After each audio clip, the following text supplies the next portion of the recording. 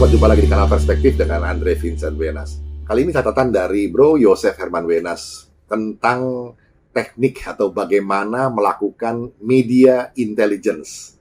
Begini, lantaran ada yang bertanya kepada Yosef bahwa bagaimana sih cara membaca situasi politik dengan akurat? Kok bisa punya informasi yang sering disebut dengan istilahnya A1 begitu? Nah, ini yang disebut dengan media intelligence. Kita ambil contoh saja, sahabat, kasus ece-ece lah begitu ya, soal rencana perkawinan Kaesang dengan Erina di Desember nanti 2022 ini. Dari mana bisa tahu? Ada 4 hal. Yang pertama, monitoring aktivitas Gibran dan kakaknya di luar jam dinas. Kapan? Hari Sabtu dan Minggu.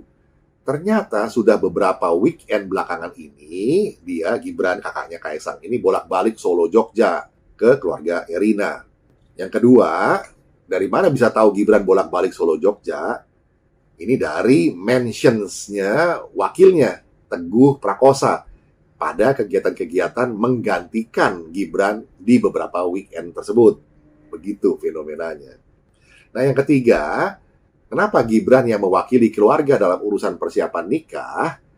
Nah, karena dia putra sulung dan bapaknya pejabat terpenting di negeri ini dan sangat sibuk. Hal yang keempat, di mana perkawinan akan dilaksanakan? Jawabannya di Solo. Nah, untuk tahu ini Anda bisa pura-pura mau kawin dan lakukan cek jadwal bulan Desember 2022 di Geraha Sabah Buana. Ada nomor teleponnya segala nih dari Bro Yosef. Nah, yang paling penting, sahabat, bila menyangkut tokoh berpengaruh semacam presiden atau ketua umum parpol misalnya, cobalah memahami cara berpikirnya, visinya, rencana-rencananya, dan lakukan analisis dari sudut pandang yang bersangkutan. Jadi, sahabat, analisis itu harus berdasarkan fakta-fakta, berdasarkan sumber-sumber yang valid, dan lakukan analisa timeline atau chronological. Jangan pakai teori konspirasi. Nanti Anda akan berkesimpulan pernikahan Kaesang Erina ini sudah seizin Mama Rika lah, yang dikuasai oleh modal kuat kaum Yahud dan terancam diteror oleh gerakan Jidat Abu Nawas dan sebagainya dan lain sebagainya. Itu kejauhan, Cuk. Kalau toh akhirnya kita mesti menarik asumsi, maka harus berdasarkan poin-poin di atas. Dengan demikian, cukup valid lah kalau kita berasumsi kenapa hanya Erina yang boleh dibawa oleh Kaesang ke acara resmi kenegaraan 17 Agustus 2022 yang baru lalu. Kalau dibandingkan begini, Felicia dulu nih dipacari oleh Kaesang itu 5 tahun lamanya. Tidak pernah lo muncul di acara kenegaraan. Dan ini fakta. Kalau ke acara keluarga, seperti pernikahan kedua kakak Kaesang, itu soal lain.